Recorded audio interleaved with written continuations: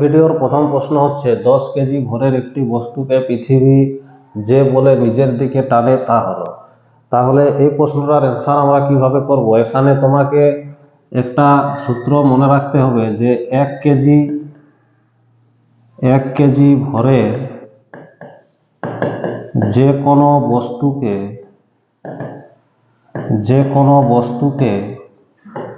পৃথিবী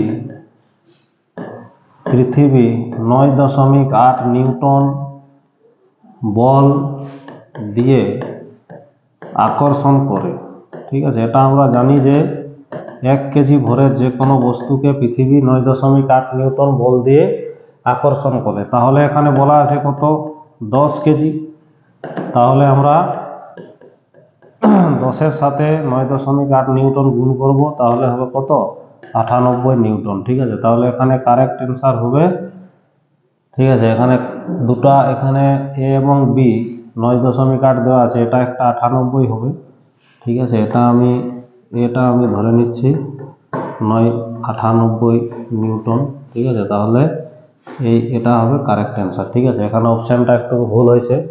তো এটা হচ্ছে আমাদের মেন সূত্র। 1 কেজি ভরের যে কোনো বস্তুকে পৃথিবী 9.8 নিউটন বল দিয়ে আকর্ষণ করে।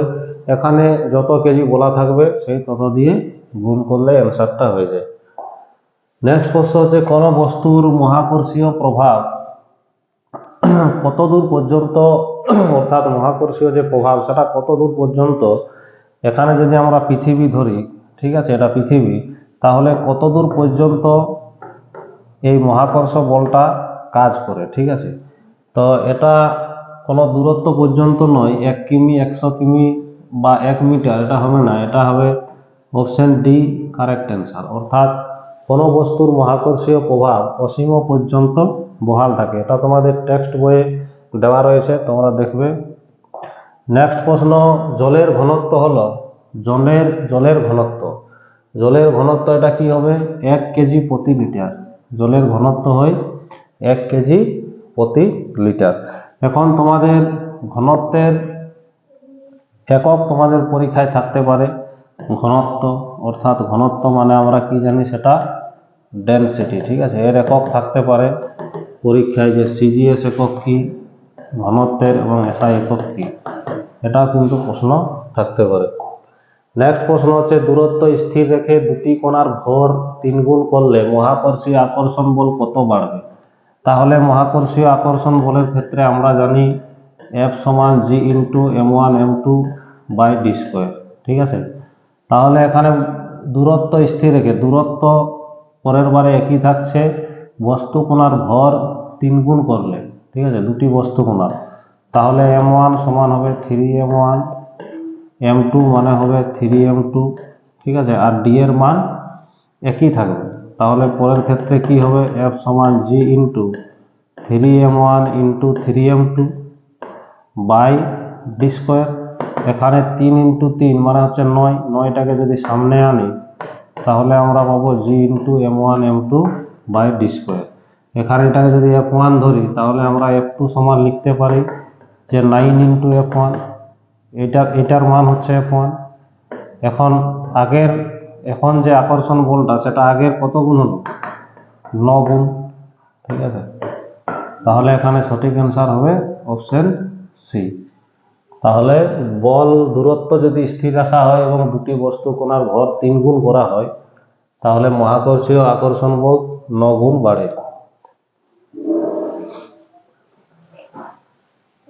নেক্সট প্রশ্ন হচ্ছে স্পর্শতলের ক্ষেত্রফল বৃদ্ধি পেলে ঘর্ষণ বল কি হয়? আমরা ঘর্ষণ বল বলতে আমরা জানি যে কোনো একটা তলের মধ্যে যদি একটা আমরা বস্তুকে রাখা হয়, ঠিক আছে, এবং সেই বস্তুটার উপর যদি একটা বল প্রয়োগ করা হয় এদিকে, ঠিক আছে, তাহলে বস্তুটির তলের সঙ্গে যে তলের মধ্যে আছে সেই তলের সাথে একটা বিপরীতমুখী একটা বল কাজ করে। সেই বিপরীতমুখী যেদিকে আমরা বল প্রয়োগ করব তার বিপরীত দিকে একটা বল কাজ হয়। সেই বিপরীতমুখী বলটাকে ঘর্ষণ বল বলা হয়। ঘর্ষণকে ইংরেজিতে ফ্রিকশন বলা হয়। ঠিক আছে, এই ঘর্ষণ বল যদি বলছে যে তলের ক্ষেত্রফল যদি বৃদ্ধি পায় তাহলে ঘর্ষণ বল বাড়বে। তলের যত, সেই কারণে আমরা দেখেছি যে বিভিন্ন যে গাড়িগুলি, সেই গাড়িগুলির টায়ার আমরা দেখেছি, যত টায়ার মোটা মোটা বিভিন্ন গাড়ি যে টায়ার, তার ক্ষেত্রফলটা যত বেশি হয় তত তার ঘর্ষণ বল বেশি কাজ করে এবং তার ফলে ব্রেক কষলে গাড়িটা তাড়াতাড়ি থেমে যায়। এটা একটা আবার প্র্যাকটিক্যাল উদাহরণ। নেক্সট প্রশ্ন হচ্ছে তরলে নিমজ্জিত কোনো বস্তুর উপর যে ঊর্ধ্বমুখী বল ক্রিয়াশীল হয় তা হলো। যে ঊর্ধ্বমুখী বল ক্রিয়াশীল হয় তাকে প্লবতা বলে। অর্থাৎ ধরে নিচ্ছে একটা এরকম পাত্রের মধ্যে একটা যদি বস্তু আমরা এখানে নিমজ্জিত করি, ঠিক আছে, একটা বস্তুকে, তাহলে বস্তুটির উপর একটি ঊর্ধ্বমুখী বল এরকম প্রয়োগ হয়, ঠিক আছে, ঊর্ধ্বমুখী বল। এই যে বল, এই বলটাকেই আমরা কি বলি? এই বলটাকেই আমরা প্লবতা বলবো, ঠিক আছে, এই বলটাকেই প্লবতা বলা হয়। নেক্সট প্রশ্ন হচ্ছে একই জাতের তড়িতাধান পরস্পরকে, একই জাতের মানে হচ্ছে কি তড়িতাধান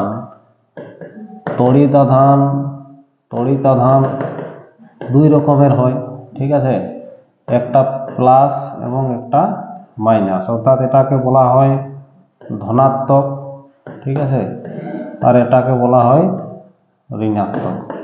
এখন এই প্লাস এবং মাইনাস অর্থাৎ একই জাতের মানে হচ্ছে প্লাস প্লাস, ঠিক আছে, তো প্লাস প্লাসে কি হবে? বিকর্ষণ হবে, ঠিক আছে, অর্থাৎ একই জাতের যদি তড়িতাধান হয় তাহলে বিকর্ষণ হয়, আর বিপরীত জাতের যদি হয় প্লাস, ঠিক আছে, এখানে আছে প্লাস এখানে মাইনাস, তাহলে কিন্তু আকর্ষণ হয়। অর্থাৎ বিপরীত প্লাস মাইনাস আকর্ষণ হয় এবং প্লাস প্লাস বা মাইনাস মাইনাস যদি হয় সেক্ষেত্রেও বিকর্ষণ হয়, ঠিক আছে। কারণ যদি একই জাতের তড়িতাধান হয় তাহলে পরস্পরকে বিকর্ষণ করে, ঠিক আছে, আকর্ষণ করবে না, এবং আকর্ষণ বিকর্ষণ উভয় করে সেটা হবে না, কোনোটি নয় সেটাও নয়। নেক্সট প্রশ্ন হচ্ছে ঘনত্বের এসআই এককটি হলো। ঘনত্বের এসআই একক অর্থাৎ ঘনত্ব বলতে আমরা কি জানি? ঘনত্ব হচ্ছে এখানে দেখো এসআই একক দেখো গ্রাম, এই যে গ্রাম কথাটা রয়েছে, গ্রাম হচ্ছে সিজিএস একক, তাহলে এ এবং সি এটা কিন্তু দুটার মধ্যে একটা হবে না, ঠিক আছে। এখন ঘনত্ব মানে হচ্ছে কি, ঘনত্ব সমান হয় ভর ভাজিত আয়তন, ঠিক আছে। তাহলে ভরের একক আমরা কি জানি? ভরের একক সিজিএস এসআই একক, ভরের একক হচ্ছে কেজি, ঠিক আছে। আর নিচে আয়তনের একক ঘন মিটার বা ঘন সেমি। এখানে দেখো ঘন মিটার, ঠিক আছে, কারণ ঘন সেমি হচ্ছে আয়তনের সিজিএস একক, ঠিক আছে। এখানে যদি আমরা ভরের একক দেখি তাহলে ভরের দুটো একক, এক হচ্ছে গ্রাম আর এক হচ্ছে কেজি। এই গ্রাম হচ্ছে সিজিএস, ঠিক আছে, এসআই হচ্ছে কেজি। আর আয়তনের যদি আমি একক দেখি আয়তন, তাহলে এক হচ্ছে সেমি কিউব আর এক হচ্ছে মিটার কিউব। এটা হচ্ছে সিজিএস, ঠিক আছে, আর মিটার কিউব হচ্ছে এসআই। এখন এখানে আমরা কি দেখব? এসআই একক বলা রয়েছে, তাহলে কি হবে? ভরের এসআই একক হচ্ছে কেজি এবং আয়তনের এসআই একক মিটার কিউব, অর্থাৎ তাহলে কি হবে? Kg metre cube. তো এটা যদি আমরা বাংলায় বলি তাহলে কিলোগ্রাম ঘন মিটার, ঠিক আছে, অপশন ডি। নেক্সট প্রশ্ন হচ্ছে তরলের ঘনত্ব বেশি হলে প্লবতা বেশি হবে, ঠিক আছে। কারণ তরলের ঘনত্ব, কোনো যদি একটা এরকম তরল থাকে দুটি পাত্রে, ঠিক আছে, দুটি পাত্রে তরল আছে, ঠিক আছে, এটিতে তরল আছে, এটিতে তরল আছে। এখন এটার ঘনত্ব কম, ঠিক আছে, আর এই পাত্রটার ঘনত্ব, যে তরলটা রয়েছে তার ঘনত্ব বেশি।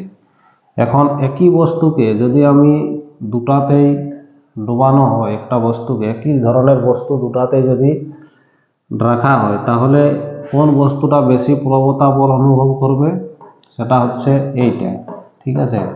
অর্থাৎ এটাকে যদি আমি বি পাত্র ধরি, এটাকে যদি এ পাত্র ধরি, তাহলে বি পাত্রের যে তরলটা, সেই তরলটায় বেশি ওই বস্তুটিকে ঊর্ধ্বমুখী বল প্রয়োগ করবে। কারণ কি? কারণ সেই তরলের ঘনত্ব বেশি, অর্থাৎ তরলের ঘনত্ব বেশি হলে প্লবতা বেশি হয়। নেক্সট প্রশ্ন যে দুটি বস্তুকে ঘর্ষণ করলে কি হবে? দুটি বস্তুকে যদি আমরা ঘর্ষণ করি তাহলে সেখানে কি হবে? সমান পরিমাণ বিপরীত আধানের সৃষ্টি হয়, একই আধানের সৃষ্টি হয়, এটা হবে না। ঠিক আছে, ভিন্ন পরিমাণের আধানের সৃষ্টি হয়, এটাও হবে না।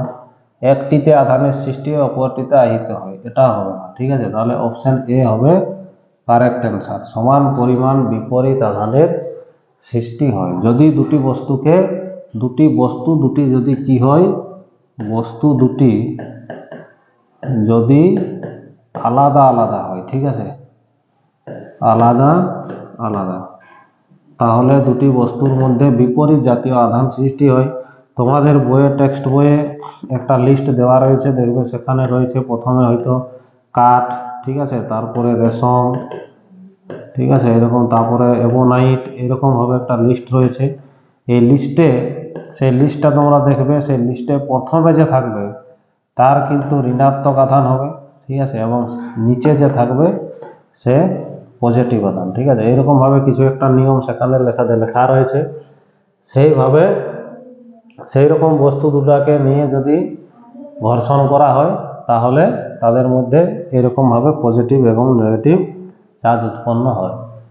নেক্সট প্রশ্ন, দুটি বেলুনকে ফুলিয়ে সোয়াটারে প্রথমে ঘষে নেওয়া হলো, তাহলে এখানে এই যে দুটো বেলুন রয়েছে, ঠিক আছে, এদেরকে প্রথমে কি করা হলো? সোয়াটারে ঘষে নেওয়া হলো। ঠিক আছে, এখানে আমি একটা সোয়াটার রাখছি, এটাতে প্রথমে কি করা হলো? ঘষে নেওয়া হলো, সোয়াটার এবং বেলুন। ঠিক আছে, এরপরে কি করা হলো? দুটি বেলুনকে পাশাপাশি এরকম ঝুলিয়ে দেওয়া হলো। তাহলে এখানে ওই সোয়াটারে যদি পজিটিভ চার্জ উৎপন্ন হয়, যখন আমি দুটো বেলুনকে ঘর্ষণ করব তখন বেলুন দুটাতে নেগেটিভ চার্জ উৎপন্ন হবে। ঠিক আছে, এখন এই নেগেটিভ চার্জ যদি আমি সামনাসামনি রাখি তাহলে কি হবে? বিকর্ষণ হবে, বিকর্ষণ। ঠিক আছে, তাহলে দুটি বস্তুকে যদি আমরা কাছে, এই বেলুন দুটিকে যদি পাশাপাশি ঝুলিয়ে রাখি তাহলে তাদের মধ্যে বিকর্ষণ দেখা যাবে, বিকর্ষণ। ঠিক আছে, তাহলে এই যে প্রশ্নগুলি আমি তোমাদের দেখালাম, এই প্রশ্নগুলি ফার্স্ট সেমেস্টিভ পরীক্ষায় খুবই গুরুত্বপূর্ণ, এবং আগের ভিডিওতে আমি আরও 10টি এরকম প্রশ্ন তোমাদের দেখিয়েছি। সেই ভিডিওটা আমি ডেসক্রিপশনের লিঙ্ক দিয়ে দেব, সেখানে গিয়ে তোমরা সেই ভিডিওটা দেখবে। আর এই যে 11টা প্রশ্ন এবং সেই 10টা প্রশ্ন তোমরা করবে অধ্যায় থেকে ভালোভাবে, এবং আশা করি আমি এই প্রশ্নগুলির উত্তর তোমাদের বোঝাতে পেরেছি কম সময়ের মধ্যে। কারণ আরও বেশি ডিসকাশন করলে হয়তো টাইম বেশি লাগতো, কিন্তু কম সময়ের মধ্যে প্রশ্নগুলির উত্তর তোমাদেরকে বোঝাতে পেরেছি। তোমরাও আশা করছি বুঝেছো। এরপরে পরের ভিডিওগুলি দেখতে অবশ্যই চ্যানেলটি সাবস্ক্রাইব করে রাখবে, এবং এই চ্যানেলের মাধ্যমে প্রশ্ন বিচিত্রার যে বিভিন্ন ইম্পর্টেন্ট প্রশ্ন ফার্স্ট সেমিস্টার পরীক্ষায় তোমাদের, সেই প্রশ্নগুলি প্রতিটা সাবজেক্টের আমি প্রতিদিন ভিডিও আপলোড দেব। তো আজকের ভিডিওটা এখানেই শেষ করলাম।